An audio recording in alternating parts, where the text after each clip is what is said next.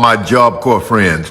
That's where I got my first start. I didn't have anything going for me but the people who were dedicated to giving me some education and vocational skills. You can too. Go get them now. George Foreman for Job Corps friends. As of now, George Foreman remained a towering symbol of American grit, redemption, and entrepreneurship.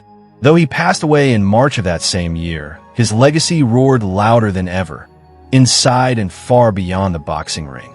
His estimated net worth at the time of his death was $300 million, a testament to both his fists and his business acumen.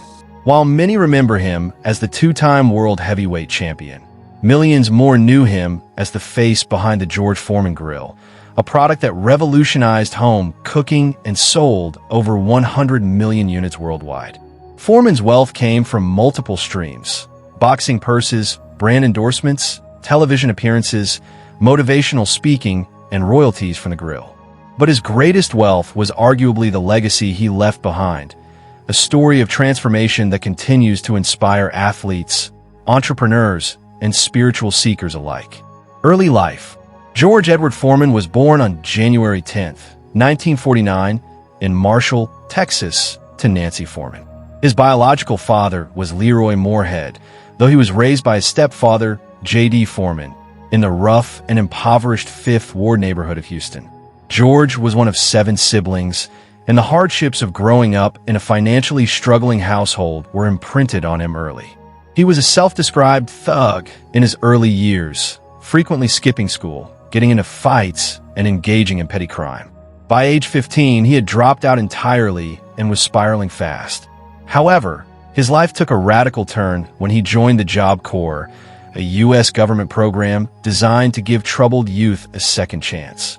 There, he was trained in carpentry and bricklaying. But more importantly, it was in the Job Corps that George discovered boxing, encouraged by a counselor who noticed his athletic build and aggressiveness.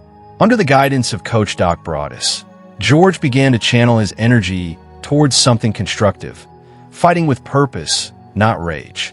He earned his GED while training and credited Job Corps with saving his life, saying, "Without them, I'd probably be dead or in prison." Personal life. George Foreman's personal life was as rich and complex as his professional one. He was married 5 times, finally finding enduring love with Mary Joan Martelli, whom he married in 1985. The couple remained together until his death in 2025, marking 40 years of marriage. Foreman had 12 children, including 5 sons, all named George Edward Foreman, Jr. through 6. As he famously explained, "If one of them gets famous, I want people to know they're a Foreman." His 7 daughters, including Georgetta and Frida, rounded out his large and close-knit family.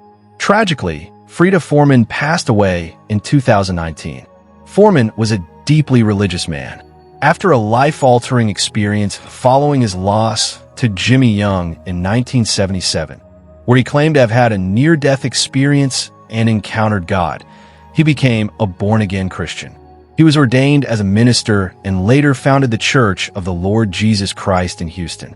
He also established the George Foreman Youth and Community Center, dedicated to helping at-risk youth escape the traps he once fell into. In addition to his ministry, Foreman ventured into television, motivational speaking, book writing, including God in My Corner and Knockout Entrepreneur, and even acting. He starred in the 2008 reality show Family Foreman, showcasing his life as a father and pastor. His role in faith-based and family content solidified him as a man of character and conviction. Professional career. George Foreman's rise began with a bang in the 1968 Olympics in Mexico City, where he captured the gold medal in the heavyweight division. His dominating performance, including a win over Ioannis Sepulus, marked him as America's next great boxing hope.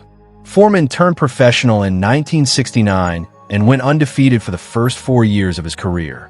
The apex came on January 22, 1973, when he shocked the world by knocking out Joe Frazier in 2 rounds to claim the WBA, WBC, and the ring heavyweight titles.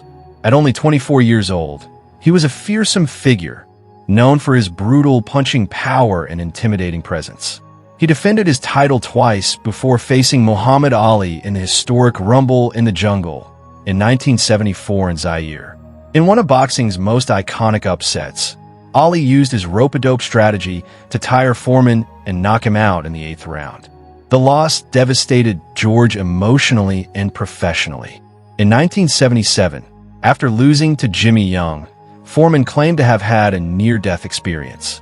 That spiritual event led to his retirement and turn to religion. He disappeared from boxing for 10 years, devoting himself to preaching and community service.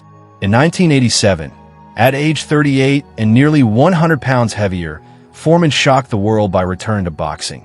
Not just to fight, but to win. His comeback was initially met with laughter, but George proved critics wrong. He challenged Evander Holyfield for the title in 1991 and lost in a close decision. Then, in 1994 at age 45, he stunned the world again by knocking out Michael Moorer to reclaim the heavyweight championship. He became the oldest heavyweight champion in history, a record still standing in 2025. The image of George in red trunks and a stoic expression after that knockout became one of boxing's most replayed moments. He finally retired in 1997 with a record of 76 wins, 5 losses, and 68 knockouts, one of the greatest resumes in boxing history. House tour and car collection. George Foreman's love for the finer things in life was evident in his Texas estate and luxury car garage. Foreman lived on a sprawling 45-acre estate in Huffman, Texas.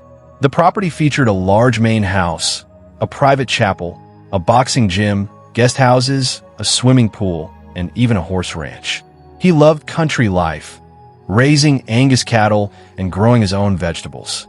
The estate served both as a sanctuary and a filming location for several TV segments over the years. The house was filled with memorabilia from his Olympic and boxing days, family portraits, religious icons, and state-of-the-art amenities. Despite his wealth, George maintained a humble lifestyle rooted in faith and family. George Foreman was also a passionate car collector, owning over 50 classic and exotic vehicles at one point. His collection included a 2005 Ford GT, a Ferrari 360 Medina, several Rolls-Royces, a 2000 BMW Z8, a Stutz Blackhawk, multiple Chevrolet Corvettes, and his all-time favorite, a 1977 VW Beetle convertible. In 2023, he auctioned off many of his vehicles due to storage space issues and after a minor garage fire. Some were damaged, but most were still prized collectibles, fetching six-figure sums at auction. George Foreman never had a traditional college career. After dropping out of high school and joining the Job Corps, his education came through vocational training and life experience. He later earned an honorary doctorate from Texas College for his charitable contributions and spiritual leadership. What he lacked in formal college athletics, he made up for through discipline and raw power, sculpted through relentless training under Doc Broadus and Archie Moore. His story inspired countless young people to believe that formal education isn't the only path to greatness, if you have the right focus, drive, and support. Cause of death. George Foreman passed away peacefully on March 21st, 2025, at the age of 76 in Houston, Texas. The cause of death was listed as natural causes, and there were no reports of prolonged illness. His family confirmed he died surrounded by loved ones, with his wife Mary Joan and children at his bedside. The boxing world, spiritual communities, and fans across the globe mourned his passing. Tributes poured in from legends like Mike Tyson, Lennox Lewis, and even former President Barack Obama, who called Foreman a giant of heart and hope. George Foreman's life was not just about boxing. It was about transformation. From a troubled youth in Houston's Fifth Ward to Olympic gold, from losing everything to reclaiming it all, and from throwing punches to preaching the gospel, his journey was one of the most remarkable in American history. He left behind more than championship belts and million-dollar grills. He left behind faith, family, and a fierce belief in second chances. His story proved that true greatness is not measured only by titles, but by how you rise after a fall, how you serve others, and how you live when the spotlight fades. Rest easy, Big George. You fought the good fight, and you won.